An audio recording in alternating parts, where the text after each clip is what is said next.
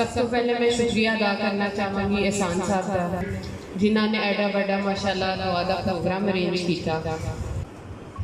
तो यह जिन्ने लोग इतने बैठे ने यह चौधरी एहसान साहब की वजह नाल ते मेरे वालिद मोहतरम की वजह नाल इतने बैठे ने।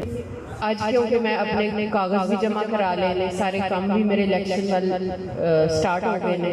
मैं तुहाडे सारे भाइयों को अपील करांगी कि जो रिजल्ट साडा लास्ट टाइम रहा है उस तो बेहतर रिजल्ट जिहड़ा है मैं इस बारी तुहाडे तो एक्सपैक्ट करांगी, इस वास्ते कि यह तुहाडी भैन का वोट है।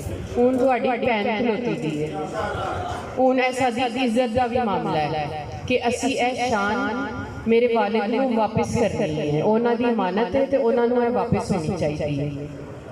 तो मैनू उम्मीद भी है, अज तक मैं किसी MPA MN की वफात के बाद मैं नहीं देखा कि इन्ना मजमा होए तो इन्ने लोग दुआ करने वास्ते इकट्ठे हो, बेलोस मुहब्बत उन्होंने वास्ते लोगों की मैं अज तक नहीं देखी।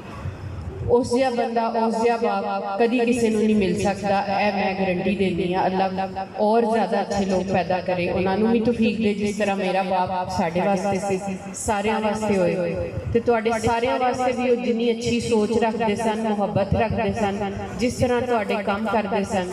मेरिया तमाम भैणां आके आराम नाल बाएतमाद तरीके नाल उन्होंने अपने मसाइल दस देंदियां सन।